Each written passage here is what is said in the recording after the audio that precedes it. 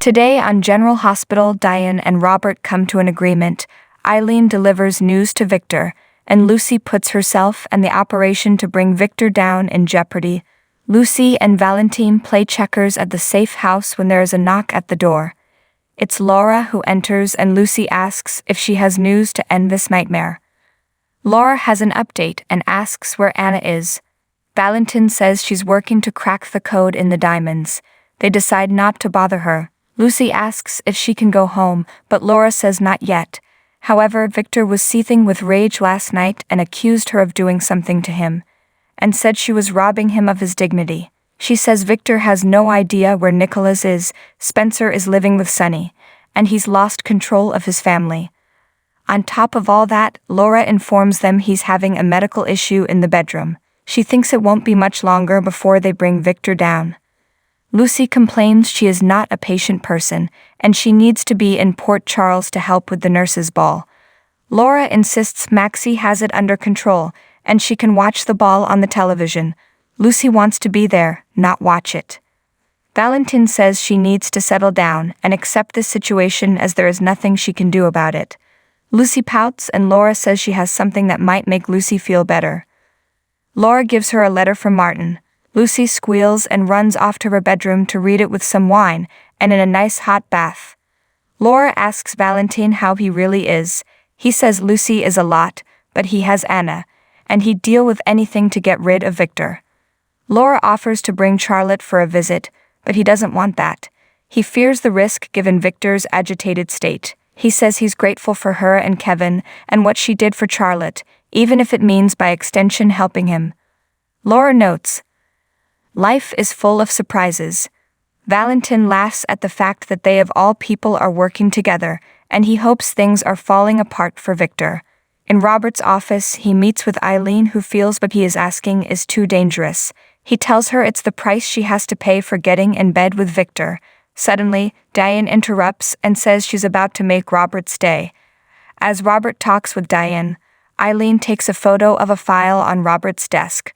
Diane has an offer for Robert, so Robert excuses Eileen. Eileen leaves and texts Victor to meet, saying it's urgent. Back in Robert's office, Diane says she's spoken to Trina about the charges against Esme.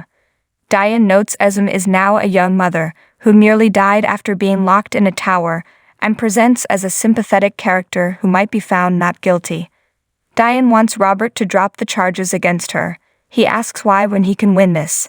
She points out that if Martin Gray whips up enough sympathy, he'll lose his one and only chance to nail Esme. Robert asks what is in this for her. Diane explains Trina, Spencer, Joss, and Cam all want this because they are thinking of Spencer's brother, who is in prison with Esme. They want justice but understand it's better to try her when she can't claim memory loss. Robert admits she might be right, but it doesn't mean they take their eyes off Esme. He says she wins, and they can always refile the charges later. Plus, he keeps his winning conviction rate. Diane cheers. Everyone wins. She also believes one day Esme will be held accountable. She suggests in the meantime they work off their frustration at the hatchet range. At the hospital, Victor meets with his doctor, who agrees with Dr. Finn that this condition is likely irreversible. Victor says his family needs him. He needs to ensure their survival, so he can't afford to be unfocused. The doctor says they can try and treat this, and will start with a prescription. The doctor leaves to get the medication, and Eileen shows up to see Victor. Eileen shares the photo of the file she took, and hopes he can use it to finish this once and for all. Victor learns the necklace still exists, and Robert has it. He wonders what else is in the file about Holly and the fire. Eileen doesn't know, but she does know the necklace is in a secure locker at the PCPD. Victor commends her excellent work and orders her to get the necklace for him and not to fail him. She says, understood, and departs. Victor heads to the Metro Court and makes a call to someone to check on Holly Sutton and find out how she's recovering. Suddenly, Lucy, in disguise, steps off the elevator. Eileen returns to Robert's office and says Victor bought it, but he has questions about Holly and the fire. Robert anticipated that and has already alerted the appropriate parties. He says it's time for Phase 2. At Nina's, she calls Maxie and again assures her she has her full support with the nurses' ball. Nina thinks back to Sonny admitting there was an incident. Phyllis knocks at the door, and Nina is thrilled to see her friend is back. Nina and Phyllis sit down, and Nina shares photos of her new granddaughter, and updates her on Obrecht being a donor for Willow. Phyllis thinks if Nina continues to respect Willow's wishes, and when Willow is better, then she'll open up to her more. Nina says Sonny says the same thing. Phyllis is glad she's able to rely on Sonny, but then notices a worried look on Nina's face. Nina confesses that she thought she could separate her relationship from Sonny's life, and now she's rethinking that. She says there was an incident and Sonny has assigned extra protection for her and others in the family, and she's realizing there are sides of Sonny she never knew that are starting to emerge. Phyllis says she needs to be honest with herself and ask if this is a relationship she can sustain.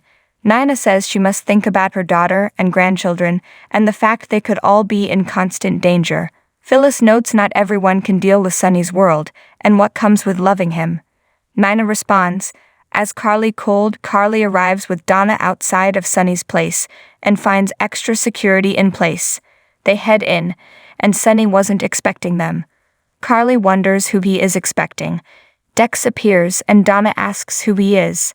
Sonny introduces Dex as someone who works for him and that he's staying here for a few days. Dex says he's going to go out and grab some things and will be back soon. Once Dex leaves and Sonny puts Donna in her room, Carly asks again why he has 2 bodyguards and Dex for protection. Sonny explains he's keeping an eye on Dex, and there was an incident. Sonny doesn't think it's safe for Donna to stay here and alludes to a problem at the warehouse during which Dex got hurt. She asks who is causing the problems. He doesn't know but says he'll find out what is going on and stop it. She tells him they both know he can't make that promise.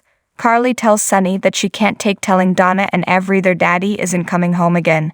He knows that was hell for her. She reminds him he can't control everything, which Sonny understands. All he can do is take things as they come, and he vows to put a stop to this. Carly asks if there is anything she can do. He asks her to stay out of it, as he can deal with anything as long as she and the girls are safe.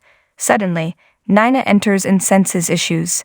Dex returns to his place and immediately pulls his gun out. Joss calls out and Dex puts his gun away. He scolds her for just showing up unannounced as he thought she was an intruder. She asks why he's staying with Sonny and how he got hurt. He says he was just grazed, and it was nothing like last time. He explains Sonny wants him to stay with him for the time being for safety. He asks her to say something. She says, "Take off your shirt." Dex complies and Jess inspects the wound.